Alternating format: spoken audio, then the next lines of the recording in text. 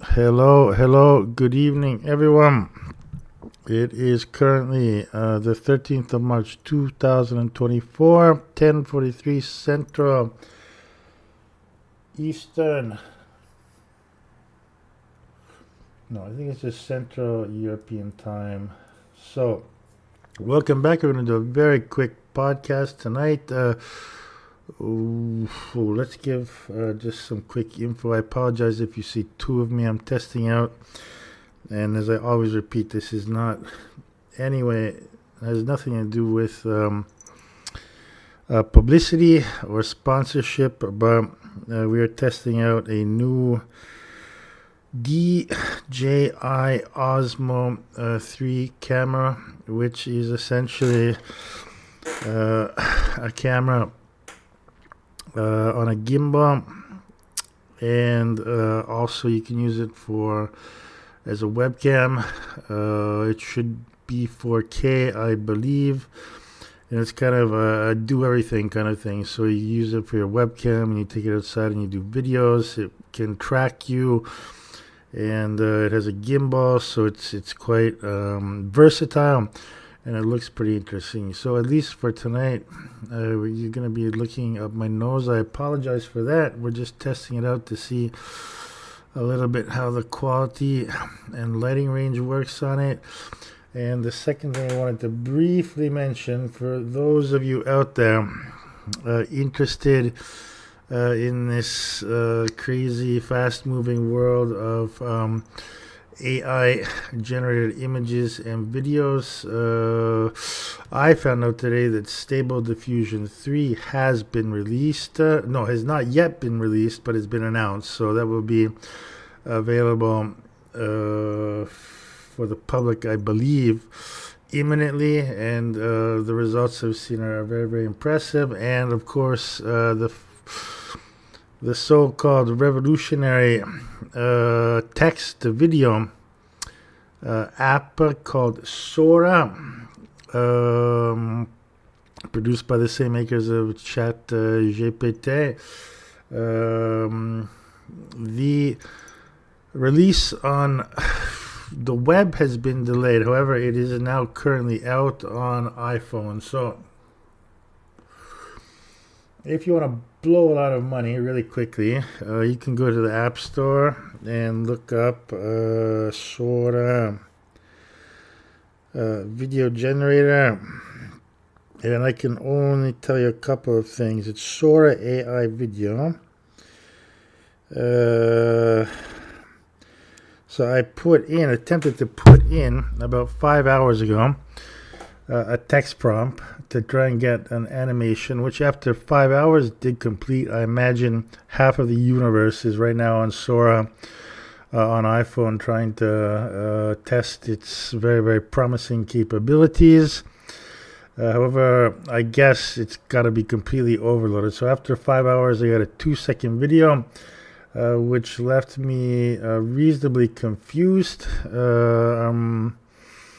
The results are not worth showing you, but I'm just gonna, for now, write this off as probably this is due to the immense popularity that this app has generated. And I am trying a second one, but it's going to take another 5 to 6 hours to generate another 6 seconds. The only comment I would make is this is going to be a hugely expensive enterprise. So if I download the app, I believe I'm paying something like €7 per month for 5 credits.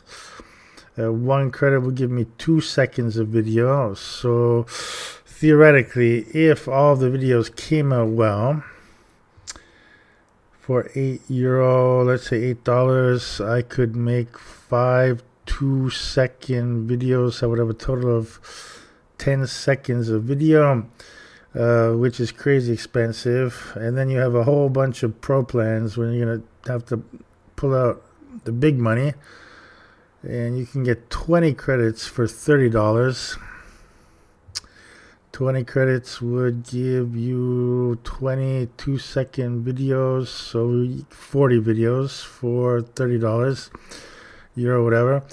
And so if SOAR has been highly publicized, so if you're interested, give it a shot. But I think it's pretty clear that open source alternatives hopefully will catch up to Sora, and then we would not have to shell out all this money just to have extremely short videos. Because if you want to expand your 2-second video to a 4-second, 6, you can do that. You just run the video through.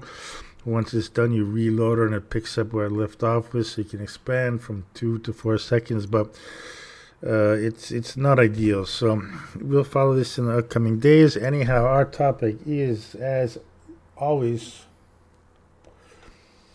psychoanalysis, and I believe the day before yesterday we looked into a little bit in the history of Guattari and Jean-Henri, and the clinic at Laborde, and kind of this revolutionary approach to psychoanalysis, specifically with psychotic patients, and Guattari's use of the grid, which apparently was quite effective in dealing with psychotics. And as our goal with these live streams is just to sort of shoot a little bit all over the place and try and create like I don't even know what you call it, like a collage or a mood board, or you could say a plane.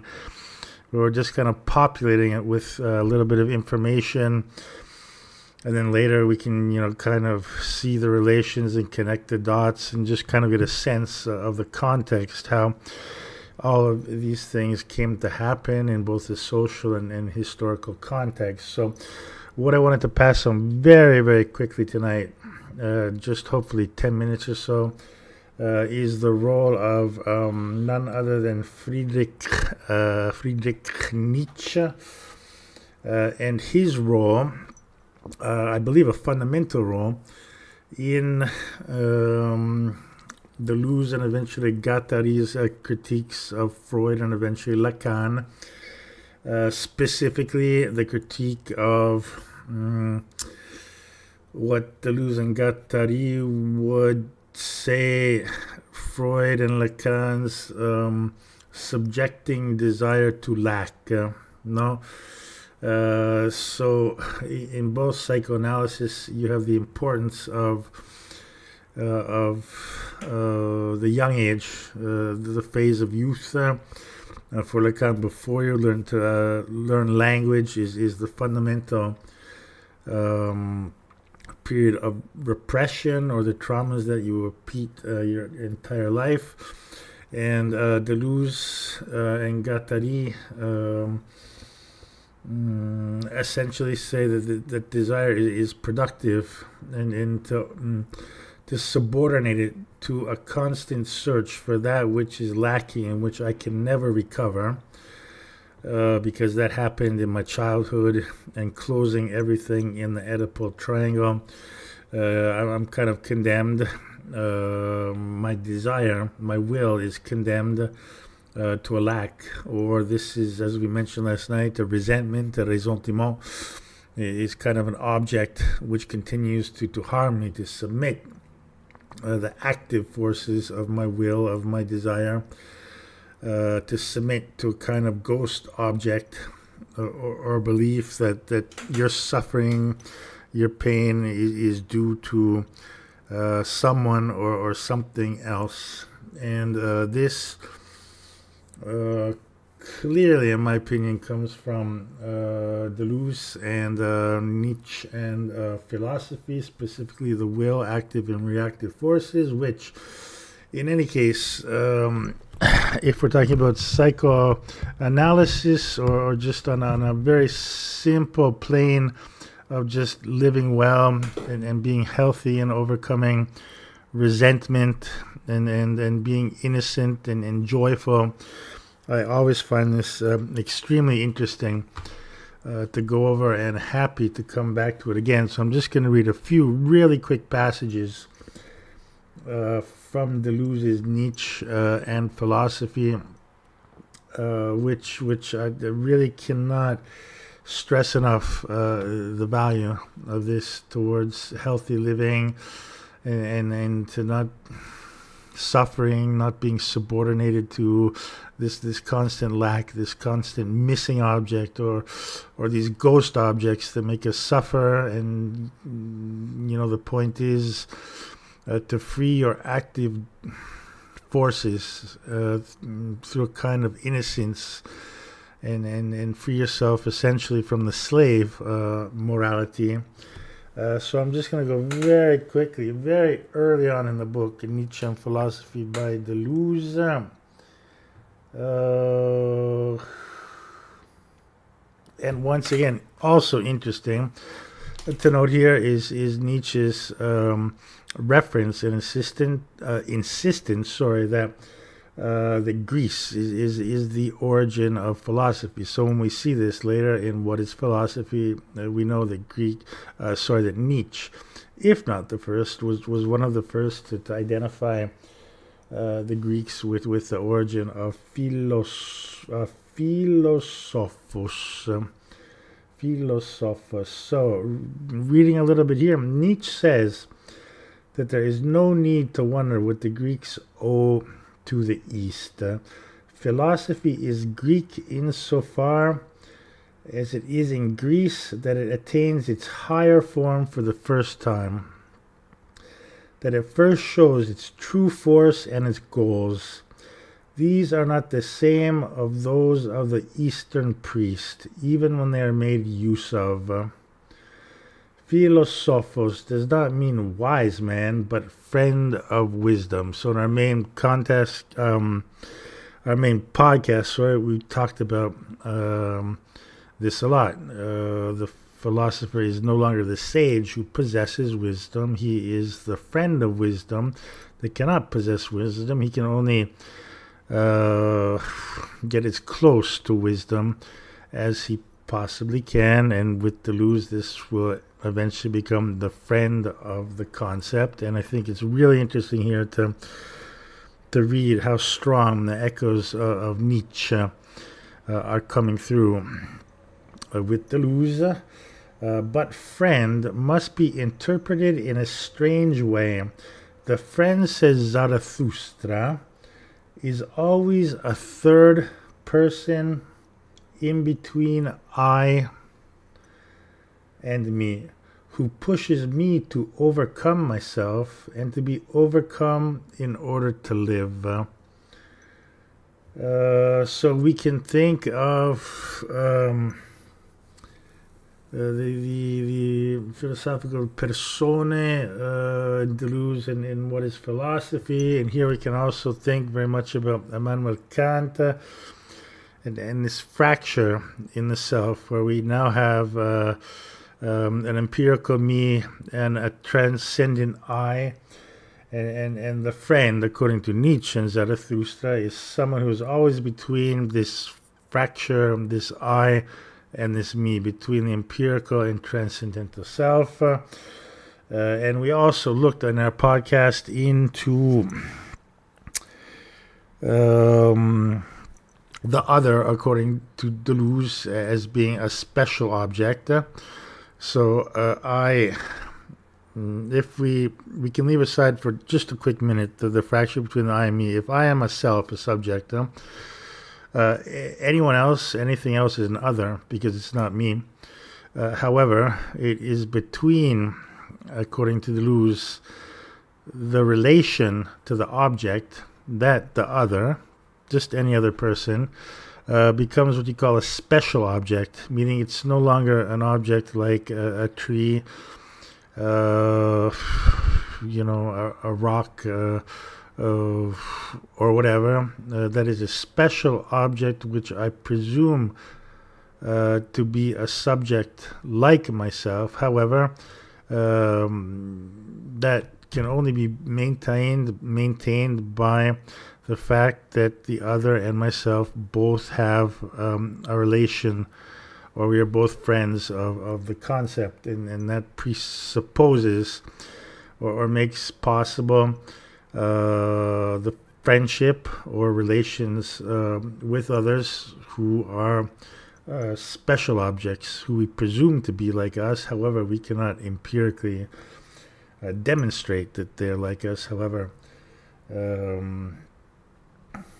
it's through the concept that this relation of the special object comes to life. And so, according to Zarathustra, a friend is always a third person in between I and me. So, let's just think really quickly. If I were to be transcendental and the me empirical, therefore a friend would be someone kind of in between the virtual and the actual, between the transcendental and the empirical manifold, let's say, who pushes me to overcome myself and to be overcome in order to live. So this is Friedrich Nietzsche, also sprach der Zarathustra, page 82 of The Friend. The friend of wisdom is the one who appeals to wisdom, but in the way that one appeals to a mask without which one would not survive. The one who makes use of wisdom for new, bizarre, and dangerous ends which are, in fact, hardly wise at all. He wants wisdom to overcome itself and to be overcome. This is Deleuze speaking. The people are certainly not always wrong. They have a foreboding of the essence of the philosopher, his anti-wisdom, his immoralism, his conception of friendship, humility, poverty, chastity. We can guess the sense that these wise and ascetic values take on when they are revived by philosophy, by a new force. And from here we move on to the point I specifically wanted to look into, and we're not going to spend too much time here tonight, and this is the philosophy of the will. And this is the point which relates directly to Deleuze and Guattari's critique of psychoanalysis. I am reading The Philosophy of Will, Gilles Deleuze. Genealogy does not only interpret, it also evaluates. Up to now, we have presented things as if different forces struggled over and took successive possession of an almost inert object. But the object itself is force, expression of a force. This is why there is more or less affinity between the object and the force which takes possession of it. There is no object. By object, Deleuze states that he means a phenomenon, which is not already possessed, since in itself it is not an appearance, but the apparition of a force. So, important point here, once again, is that a phenomenon, an object, something which occurs or appears in the empirical or the sensible manifold,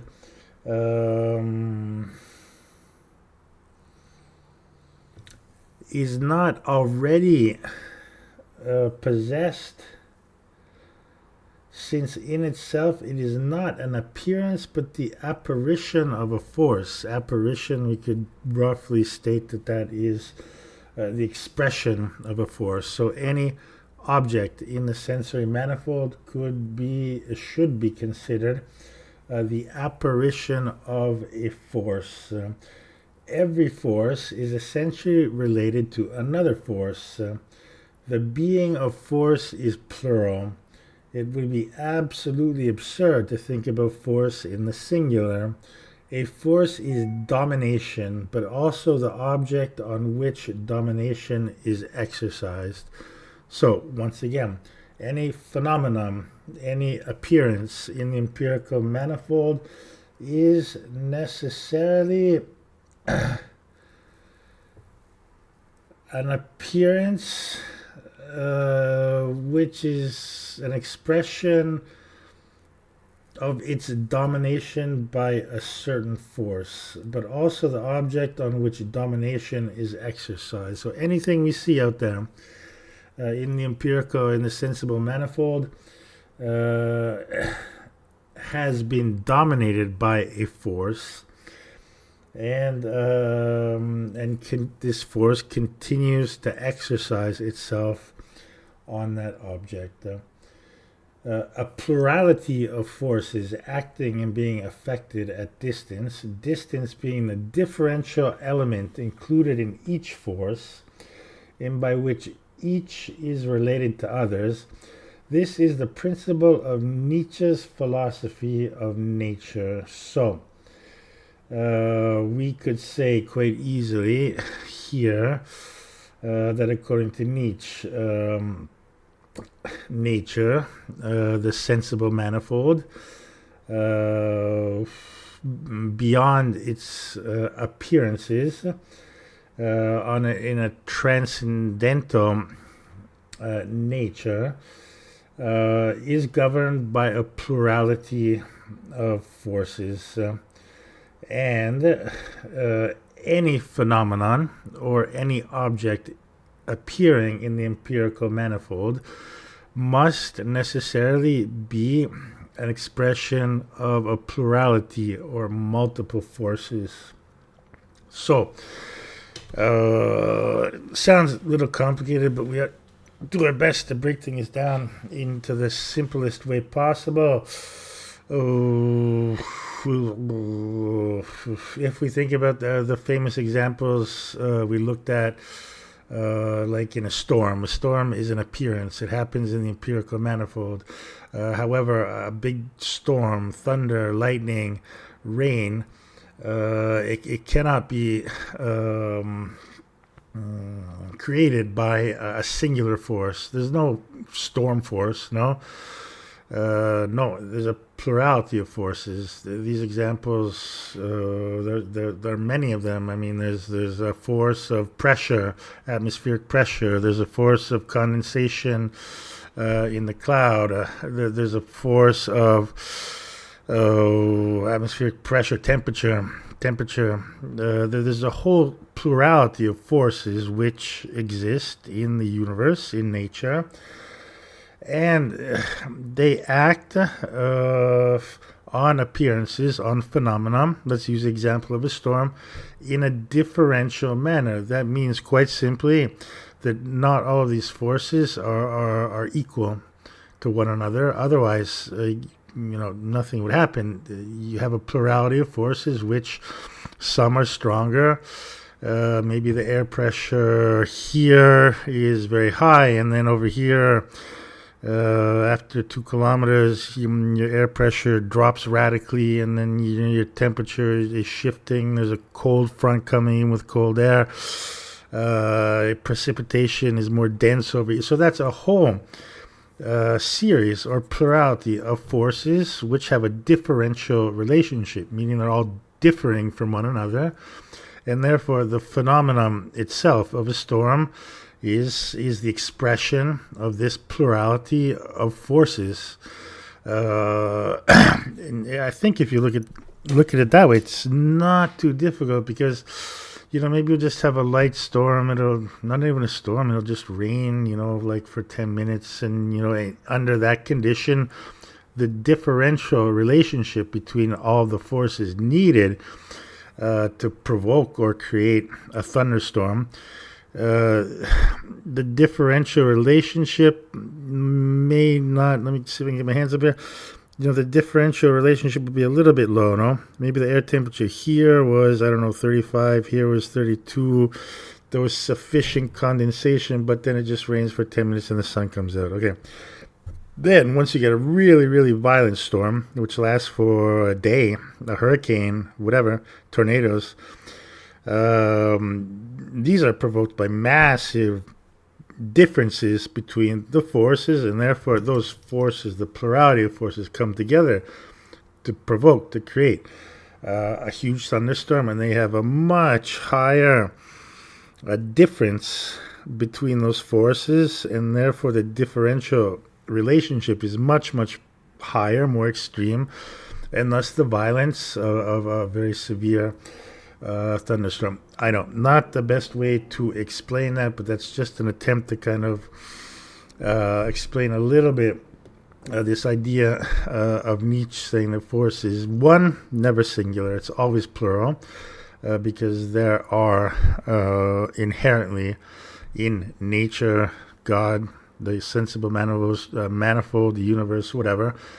different forces that act. They have a relationship to one another once they act. And what we actually witness in the world, the real, Lacan would say, or I always use sensible manifold, not sure why. But what we witness is an expression of the forces behind it. It's not just like a storm, no? It's not just an object. No, it's an expression of a whole series of differential relationships between forces which create the storm. So, every force is thus essentially related to another force. The being of force is plural. It would be absolutely absurd to think about force in the singular. I think we read this. A force is domination, but also the object on which domination is exercised.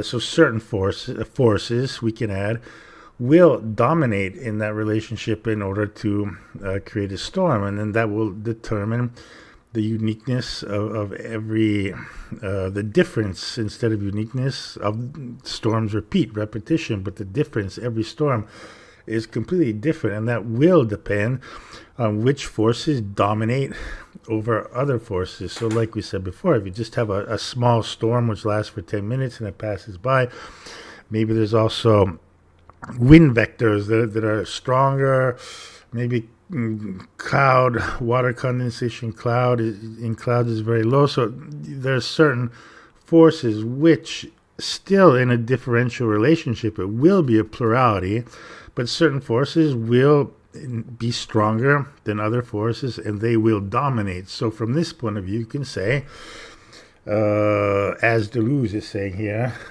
any phenomenon is indeed an expression of the forces which produce it, and at the same time it's also an expression of the forces which dominated the other forces in producing it.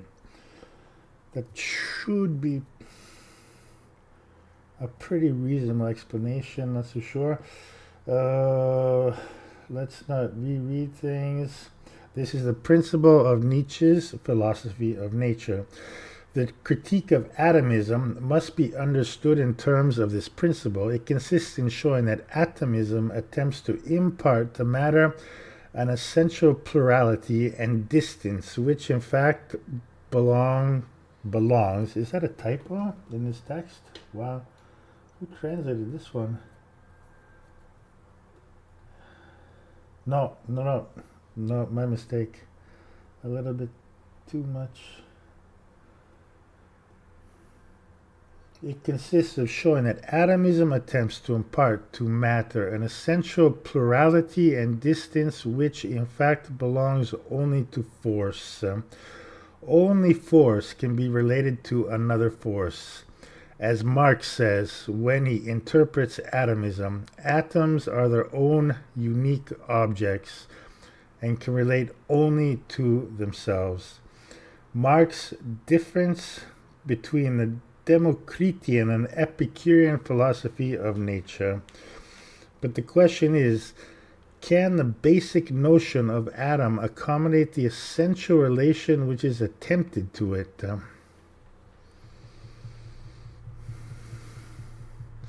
The concept only becomes coherent if one thinks of force instead of atom. For the notion of atom cannot in itself contain the difference necessary for the affirmation of such a relation. Difference in and according to the essence. Thus, atomism will be a mask for an incipient dynamism. Won't get too much into that, but it should be pretty clear that they're reducing an atom to, which is a phenomena, to an object. What we're saying, or Deleuze Nietzsche's critique would be that an atom as a fixed object is just quite simply a mask for its incipient dynamism. So an atom is a force; it's not an object. Not too hard to figure out here, because we're saying that everything is an expression of forces. Everything, all the way down. So that should be pretty clear. I'm just gonna go on. Oh my god, it's late. Another few minutes. I didn't even get to the part I wanted to do, as usual. There we go. Nietzsche's concept of force is therefore that of a force which is related to another force. In this form, force is called will. And this is the really important point. Everything in the real is an expression of forces, and a force is always related to another force. And in this form, meaning specifically when you have a relation between at least two forces, this will be called the will. And quickly here, it's good to, if anyone's watched the Abécédaire de Deleuze with Claire Parnet, which you can find on YouTube, going by memory, she asked him about the Big Bang, le Big Bang, in French, le Big Bang. And Deleuze kind of laughs at the idea, and then he does the famous zigzag, which someone criticized him. Don't even remember why, but Deleuze was saying you always start with two. So for him, Deleuze, the Big Bang in itself was kind of laughable. He just kind of said, ha ha ha, the Big Bang, whatever. It's kind of like saying the Big Bang, you can say God, or, you can go back to the transcendent way of thinking if you want to believe in the Big Bang. But Deleuze said you always start with two. And then you have the famous zigzag, the zigzag between two things. And for Deleuze, that is the, I wouldn't say like his conception of how the universe started, because he's not that naive. He's also a philosopher, but he's just kind of saying that the idea of the Big Bang is kind of the one. You go from zero nothingness to one everything. Is kind of laughable from his point of view. And so I said that. Why did I say that? I say that because the will under Nietzsche and Deleuze starts when you have two forces which have a relationship to one another.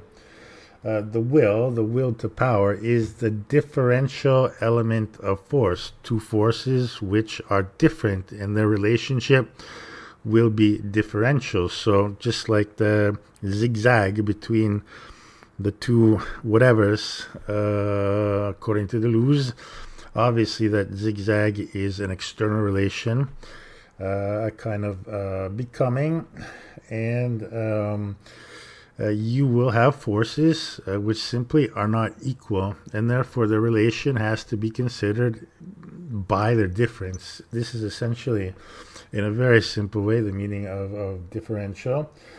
A new conception of philosophy of the will follows from this, for the will is not exercised mysteriously on muscles or nerves. So, very easy. I'm going to look at my hand and I'm going to say, hand, break off and go to the kitchen and bring me a glass of whiskey. I'm willing it. No, nothing happens. So, a will is not exercised mysteriously on muscles or nerves. I can will myself to a certain degree to walk faster, run harder, etc., etc. However, that is an extremely small degree relative to my will, and it will operates even less on matter in general. but it necessarily is exercised on what? Will is necessarily exercised, on what? The answer is on another will. So a will has very little to do with matter. The exercising of a will affects very little matter. However, the will is exercised on another will. The real problem is not that of the relation of will to the involuntary, but rather of the relation of a will that commands to a will that obeys. That obeys to a greater or lesser extent. And here I think we're going to just go on 5 more minutes, I promise.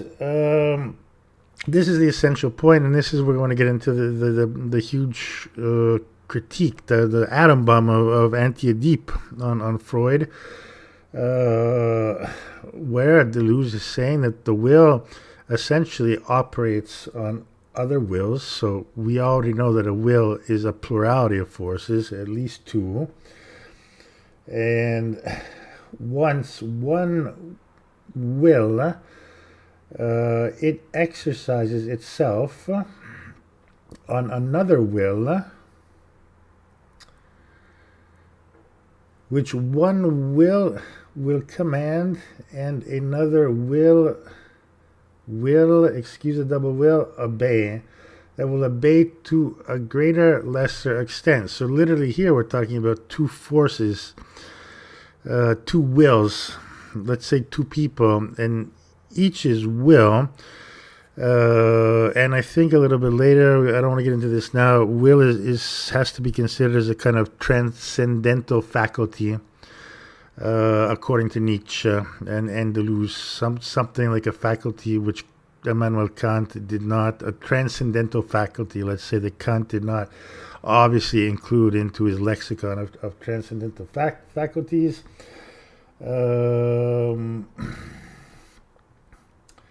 But let's just say you have 2 different people with 2 different wills. Each person's will is already a plurality of wills, and these wills will encounter each other as a plurality of forces, and there will be a relation created between these 2 differing wills. Therefore, we have a second level of a differential relation, this time not within the will of the individual itself, but the will confronting another will. And what is going to happen is that one will tend to command and another will tend to obey. And here we have a very basic definition of power relations. It can one will can command or another will can obey to differing extents. So once again, it's always different. However, one will eventually dominate any phenomena in the empirical manifold. So will can, of course, operate only on will and not on matter, not on the nerves, for example. So once again, nervous system, I will you to give me a pleasurable feeling in my back right now because my back aches. No, nothing happens. So my will is not enough on matter to command. So will can, of course, operate only on will. Enough, one must venture the hypothesis that wherever effects are recognized, will is operating on will. Once again, effects, that's what we see in our world, in the Lacanian real, in our sensible manifold. We are seeing the effects of wills, which are you could kind of sort of say in a kind of combat where one will dominate the other will to a greater or to a lesser degree. I admit combat is not too elegant. However, it's the best I can come up with right now. One must venture the hypothesis that wherever effects are recognized, I just read that, will is operating on will. The will is called a complex thing because insofar as it wills obedience. Another important point here. Inherently, Nietzsche, Deleuze here are saying that a will in itself wills obedience. It wills to overcome or dominate other forces, not destroy them, because as far as I know, destruction does not occur with wills. However, they can be dominated so powerfully to the point when they're essentially ineffective.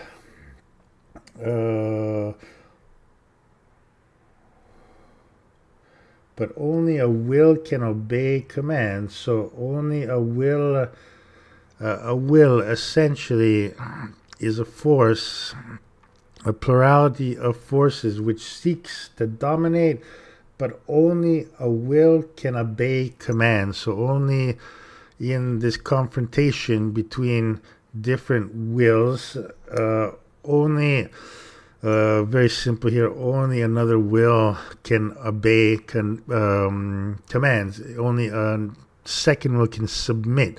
Only a second will can be dominated. No, Deleuze is here just simply saying that, the will doesn't operate on matter directly. Will is a transcendental faculty which seeks to dominate, but can only dominate other wills. Pretty simple.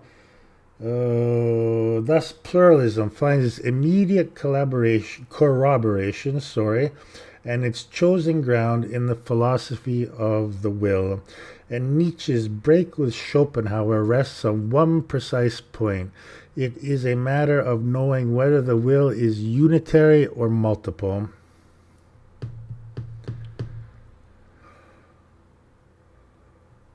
Everything else flows from this. I'm maybe a fanboy, but I do love it when these phrases from Deleuze, everything else flows from this, because it's, I don't want to get nostalgic here, but it's like in life, if you just get something, if something you really grasp it, then everything is just, it's like skiing, it's downhill, and that can be the hardest thing to get. But Deleuze, in all of his books, he always makes this statement: if you grasp that, then what's the? It's just like afterwards, just zoom. You're just zooming down that cool ski slope, and you got it, and everything. You're seeing things in a different way. Love that. Okay, anyway, I'll stop being a fanboy. Indeed, if Schopenhauer is led to deny the will, it is primarily because he believes in the unity of willing, because the will, according to Schopenhauer, is essentially unitary. The executioner comes to understand that he is one with his own victim. The consciousness of the identity of the will in all its manifestations leads the will to deny itself, to suppress itself in pity, morality, asceticism. Schopenhauer, The World as Will and Idea, Book 4. So Schopenhauer is saying, as long as you create or conceive the will as unitary and not multiple, meaning once you abandon, or if you don't grasp the fundamental plurality of forces in the world, in the will itself, what Schopenhauer is essentially doing is denying the efficacy of the will. Let's look at this again, because the will, according to Schopenhauer, is essentially unitary. The executioner comes to understand that he is one with his own victim. The consciousness of the identity of the will in all its manifestations leads the will to deny itself, to suppress itself in pity, morality and asceticism. And this is the point. Yay, I can't believe this happened. I got lucky tonight. This is exactly the point where I want to pull it over to a very simple analysis of Freud, because this is exactly what, according to Deleuze and Guattari, Freud is doing through symbolism, free association, and the introduction of structuralism into the unconsciousness. And that's essentially, this is, in my opinion, for whatever it's worth, this is really the core. And you can see Deleuze and Guattari were very different people. But the anti-Oedipus, I believe both made enormous contributions. I mean, it was truly, a becoming between philosophy and psychoanalysis. And if you look into the history of Freud dabbled a lot into, he was fascinated by philosophy. He was perplexed by Nietzsche. He never really grasped Nietzsche, and in the end he said, Nietzsche is just kind of a weirdo. That's not a nice way to put it, but essentially that's what he said, and he kind of abandoned philosophy and said, psychoanalysis is a practical practice, no? Lacan was grew up in very wealthy atmospheres and went to the Stanislas Academy in Paris. He was a buddy with the surrealists. He read a lot of philosophy. Curiously, was very interested, not so much in Nietzsche, but in Hegel, for sure. And I can't remember who else. However, Lacan had a very strong philosophical background. And Lacan actually later lamented the fact that he was missing this kind of philosophical culture, and maybe things have become a little too practical. So with Deleuze and Guattari, you have Deleuze, who's a philosopher who lived a very calm life, and his wife Fanny, he would go back home. And then you had, on the other hand, Guattari, who was a wild man, running around on his motorcycle with women, wives, crazy ideas, and, going to Le Bourd and then setting up this whole radical revolution in psychoanalysis, forcing the doctors to sleep with the patients, and the patients, had to participate in the programs, and so it kind of makes sense, that you can't do everything. You can't be a great philosopher and a great psychoanalyst, and that, in my opinion, it's also the beauty of that work of anti-Oedipus between Deleuze and Guattari, is that Guattari is an interesting writer. I find him extremely complex.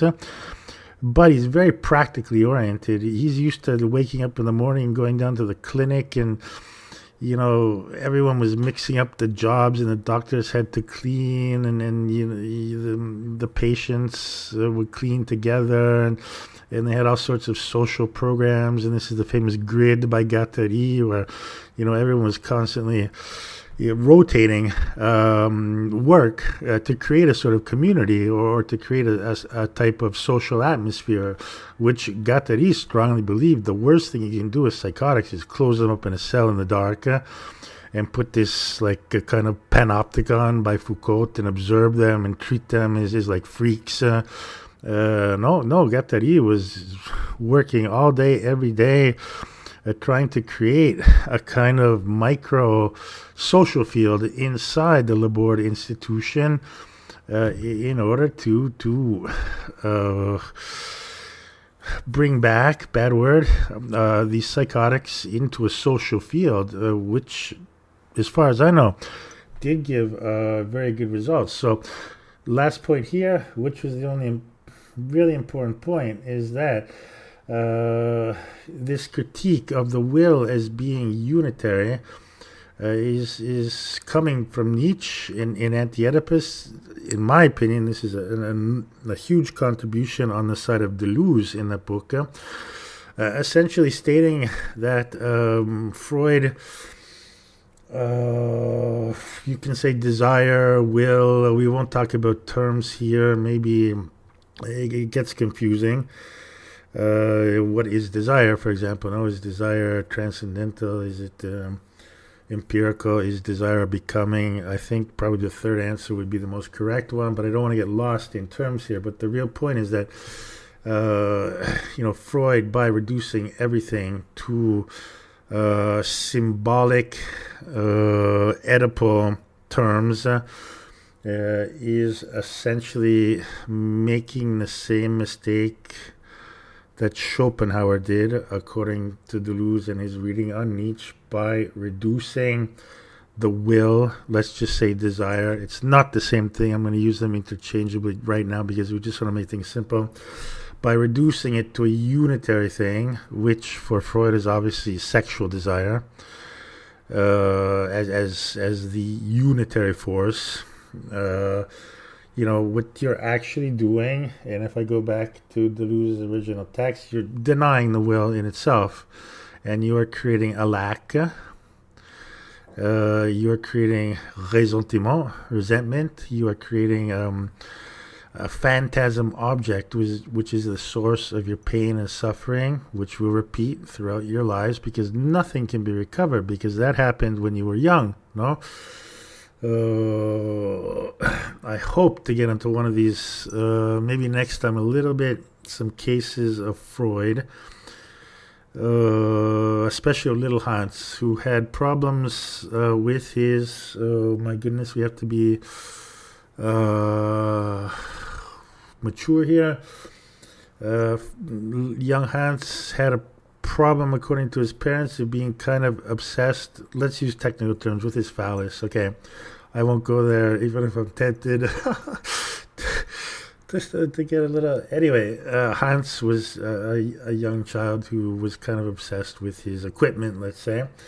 And but he also had a horrific, traumatic episode where he witnessed a horse that was drawing a carriage in the center of the city, and the horse kind of had this massive seizure. The horse probably was overloaded and jumped up in front of Hans in all of his power, and Hans witnessed the dimensions of the phallus of the horse and went into immediate trauma.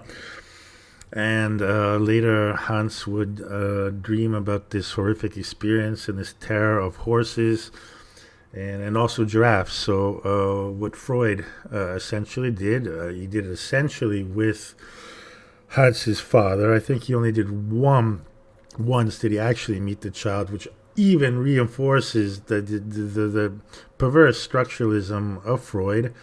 Basically saying, look, I don't even need to meet the kid. Just give him to me for 5 minutes, and Dad will just write me documents because it's all symbolic. It's all it's all cool. It's all structures. It's all easy to figure out, etc., etc. So for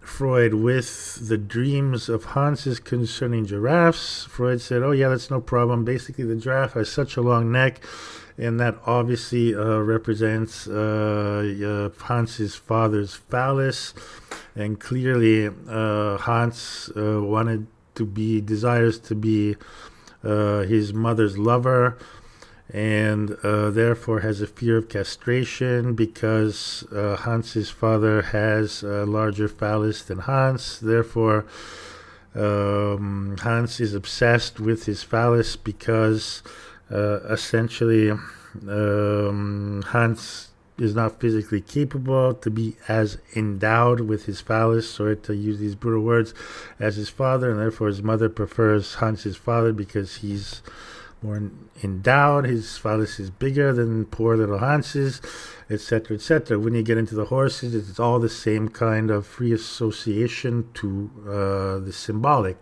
That is the famous Oedipus triangle, according to Deleuze and Guattari, the famous Oedipus complex, in which, trapped in this, in youth, in what we would define a unitary desire or will, you're essentially denying Hans's will. Quite famously, when we get to this, we'll read the passages in the Anti-Oedipe, where Deleuze and Guattari are saying essentially the will is a productive force. The will seeks to dominate. The will seeks to create relations with other things through domination, and it's the clash between forces of any of those external objects, which are in themselves expressions of forces, which will determine the strength of the relation, the external relation, or the becoming, let's call it at this point.